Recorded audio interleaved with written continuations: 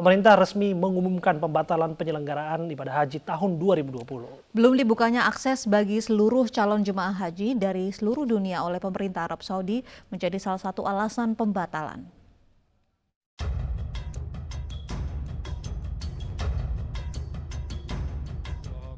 Pemerintah akhirnya resmi mengumumkan pembatalan pemberangkatan haji tahun 2020.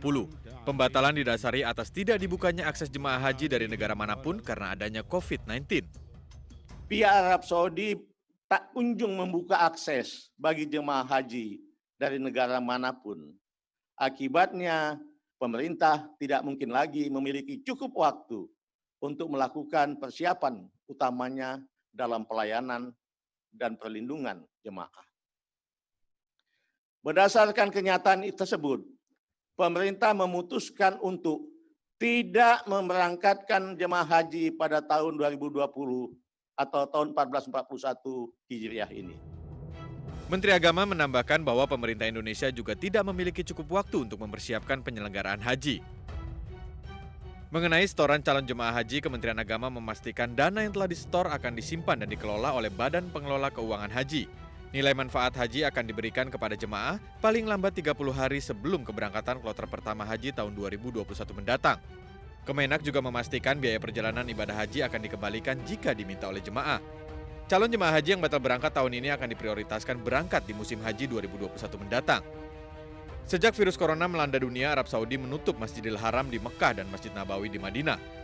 Meski kini telah dibuka kembali, Masjid Nabawi membatasi jemaah yang beribadah dengan protokol kesehatan yang ketat. Tim Liputan iNews melaporkan. Untuk membahas batalnya keberangkatan jemaah calon haji 2020 sudah bergabung staf ahli Menteri Agama Oman Fatur Rahman, Ketua Komisi 8 DPR Yandri Susanto, dan ada Sekjen Ampuri Firman Nur. Assalamualaikum, selamat sore Bapak-Bapak. Waalaikumsalam. Baik, saya ke Prof. Oman terlebih dahulu. Prof, bisa dijelaskan apa saja pertimbangan dari Kementerian Agama hingga akhirnya memutuskan untuk tidak memberangkatkan calon jemaah haji di tahun ini? Terima kasih Mbak Uci. Assalamualaikum warahmatullahi wabarakatuh. Pertama yang kami hormati tentu Pak Yandri Susanto dari Komisi 8 DPR dan Pak Sekjen Ampuri. Ingin kami sampaikan tentu seperti yang sudah disampaikan oleh Bapak Menteri Agama bahwa setelah proses yang cukup panjang ya sejak awal Maret kami di Kementerian Agama itu membentuk tim secara khusus untuk menganalisis perkembangan haji, mengamati baik di situasi di Arab Saudi maupun di Indonesia. Maka memang setelah opsi-opsi yang pernah disampaikan itu, pada pagi tadi Bapak Menteri Agama mengambil kebijakan untuk menyampaikan bahwa penyelenggaraan ibadah haji tahun ini itu ditiadakan, jadi pembatalan pemberangkatan jemaah hajinya. Tentu alasannya seperti yang disampaikan bahwa kan tanggal 14 Mei itu Kementerian Agama melalui Dirjen PHU mengirimkan surat ke otoritas di Arab Saudi untuk mengetahui perkembangan situasi di sana dan untuk mengetahui kabar tentang haji itu seperti apa update-nya. Itu dikirimkan melalui Kementerian Luar Negeri kita. Kemudian per tanggal 1 Juni kemarin, kami memang menerima surat balasan dari pihak Arab Saudi yang menjelaskan bahwa sampai 1 Juni itu belum ada kepastian apa-apa terkait dengan segala hal terkait dengan haji, termasuk layanan haji, kontrak-kontraknya segala, kontrak akomodasi, transportasi, dan catering, itu sampai kemarin itu belum ada kepastian. Ini jalur surat, dan melalui Pak Dubes Indonesia di Arab Saudi juga bahkan melakukan telepon langsung kepada Menteri Urusan Haji dan Umroh, tapi juga sama, memang belum ada kepastian. Karena kita tahu, itu Arab Saudi komitmen untuk mengedepankan keamanan, keselamatan, kemanusiaan itu memang sangat ketat sekali sehingga belum bisa memberikan kepastian haji. Nah, oleh karena itulah maka sebetulnya kalau mau dibilang deadline, katakanlah begitu ya, batas untuk melakukan persiapan itu kan ya tanggal 30-31 Mei itu memang sudah mepet ya. Karena harus ada karantina sebelum berangkat dan setelah berangkat dan seterusnya. Padahal itu terkait dengan keberadaan visa, dan untuk mengurus visa harus sudah ada slot time penerbangan, macam-macam, sehingga rangkaiannya itu memang sudah tidak memungkinkan. Tapi pertimbangan utama kami adalah memang situasi di Arab Saudi yang tidak memungkinkan untuk menjamin keselamatan jemaah kita, jemaah dan petugas kita. Karena ibadah haji ini sangat komunal, sifatnya itu ya tidak memungkinkan menjaga jarak ya. Jadi itu yang menjadi pertimbangan dari Bapak Menteri Agama, saya kira. Ya, Prof. Oman, meski belum ada kepastian begitu dari pemerintah Arab Saudi, namun di Arab sendiri tetap melakukan persiapan begitu untuk pelaksanaan ibadah haji 2020, salah satunya memasang tenda di Arafah. Apakah nantinya jika pemerintah Arab Saudi membuka begitu akses untuk melaksanakan ibadah haji, apakah Kementerian Agama kemudian akan mencabut keputusan pembatalan keberangkatan calon haji? Pertama kalau soal persiapan, memang kami pun kan melakukan persiapan layanan itu sangat maksimal.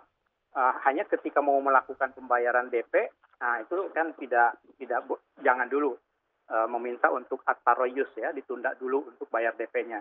Tapi memang persiapan pelayanannya itu kan kita belum tahu jadi atau tidak, sehingga persiapan itu dilakukan, termasuk beberapa waktu yang lalu juga ada peninjauan ke tenda-tenda misalnya. Itu bagian dari persiapan yang kan siapa tahu gitu perkembangannya itu membaik gitu ya. Nah, ternyata kemudian kan tidak membaik.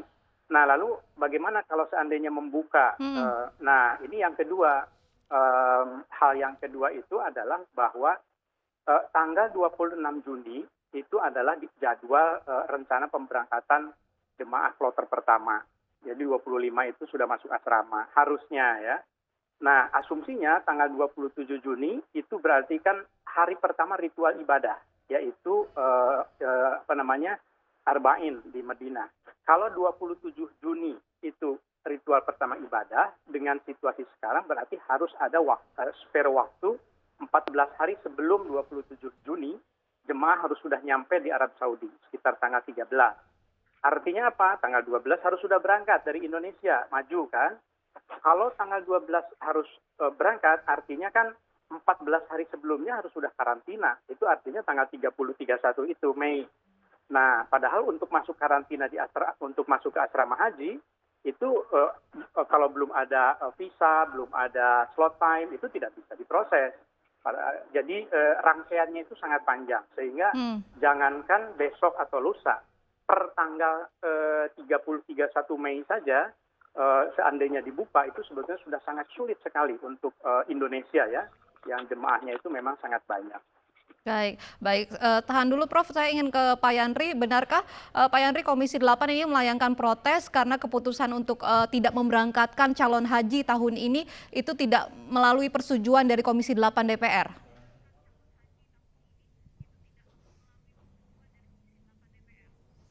Ya, terima kasih Mbak. Assalamualaikum warahmatullahi wabarakatuh. Jadi persoalan haji ini kami sangat serius di Komisi 8. Kami sudah membentuk panja tentang biaya perjalanan ibadah haji. Juga kami sudah setujui berapa anggaran APBN untuk biaya penyelenggaraan ibadah haji.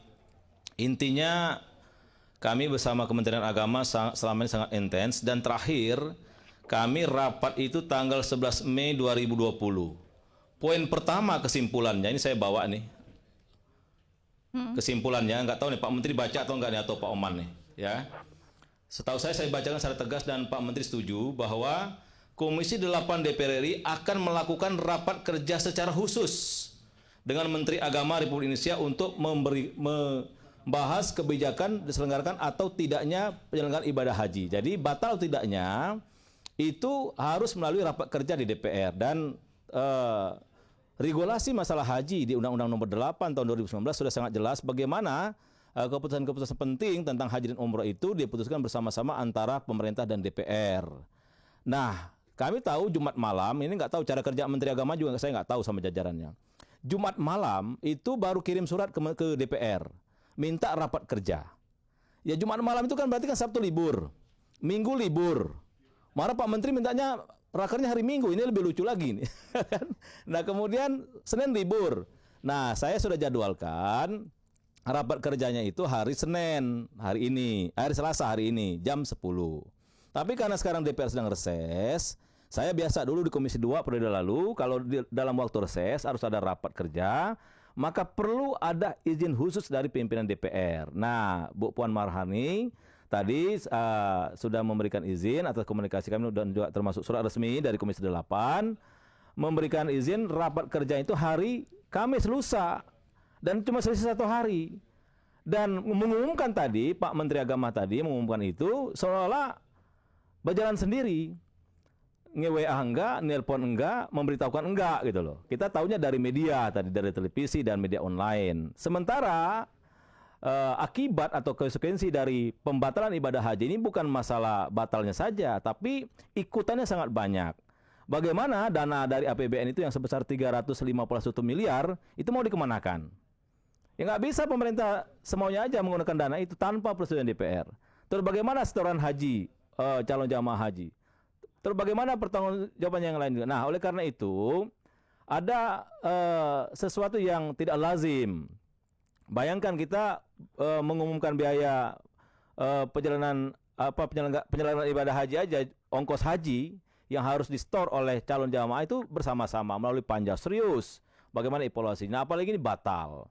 Batal ini kan menyangkut hajat umat yang lebih kurang dari 210.000 kota yang kita akan berangkatkan. Intinya pembatalan itu tidak sesederhana yang kita bayangkan. Banyak ikutan lainnya, istilahnya masalah dananya, masalah bagaimana mengatur ke depan itu ya. Kalau Menteri Agama bisa ngatur sendiri ya nggak apa-apa. Tapi setahu saya, coba Pak Oman baca dulu undang-undangnya gitu loh. Atau kesimpulan rapat ini mau diapain gitu loh, ya kan?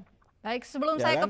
ke Pak Firman, saya ke setahu Prof. saya, Oman. Menteri Prof, Agama itu kirim surat loh Mbak, secara Baik, resmi Prof. minta raker gitu loh.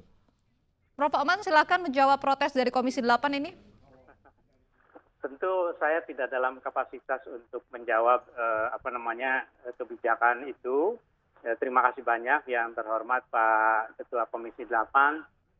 Nanti untuk di tingkat pimpinan tentu Pak Menteri saya kira yang akan berkomunikasi ya. Tugas saya ingin menyampaikan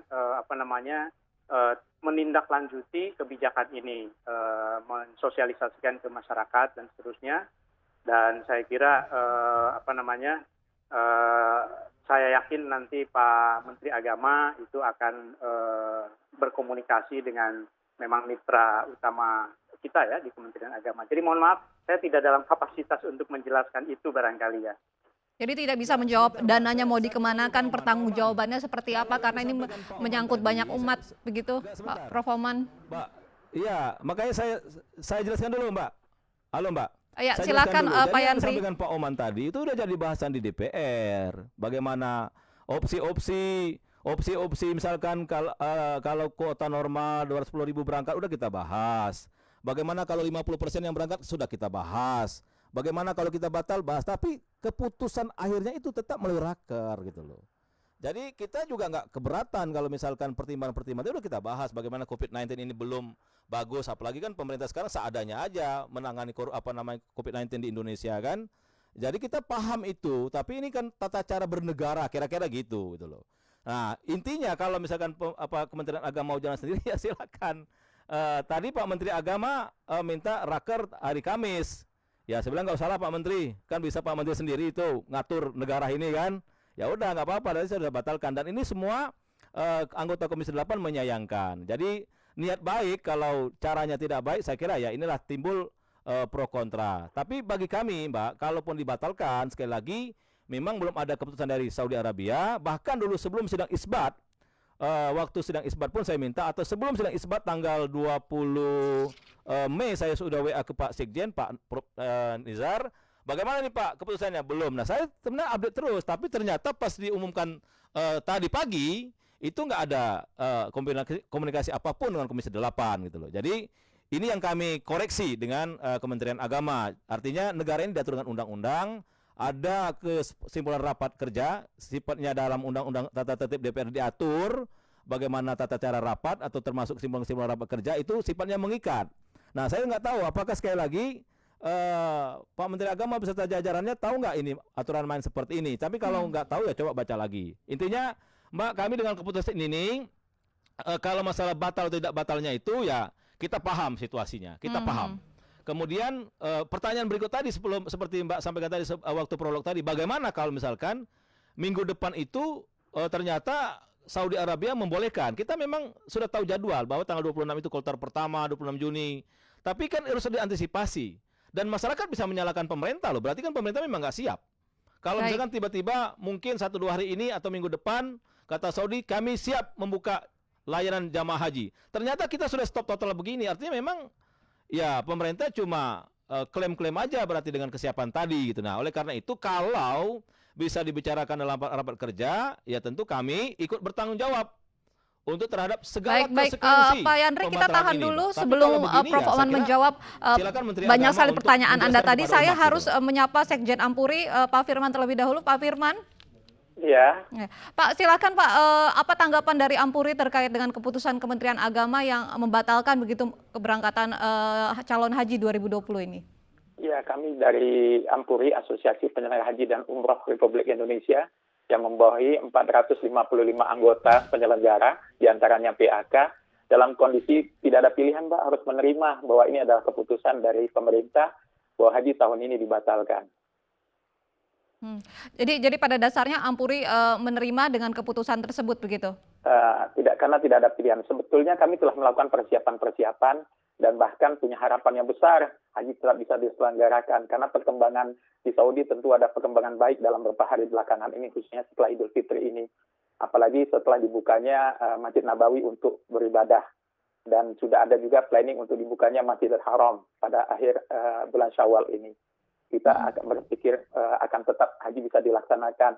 Kalau seandainya pemerintah agak sulit, mungkin hanya khusus PHK dalam hal ini akan lebih fleksibel, lebih mudah karena persiapannya tidak sepanjang sebagaimana yang diperlukan oleh pemerintah. Dan kami juga sudah melakukan persiapan lebih awal juga. Bahkan berapa di antara anggota kami sudah melakukan pembayaran awal untuk persiapan akomodasi, transportasi, dan lain sebagainya. Baik, kita tahan dulu Bapak-Bapak. Kita akan jeda sejenak, namun kita akan lanjutkan perbincangan kita usai jeda berikut. Tetaplah di Ainus Sore.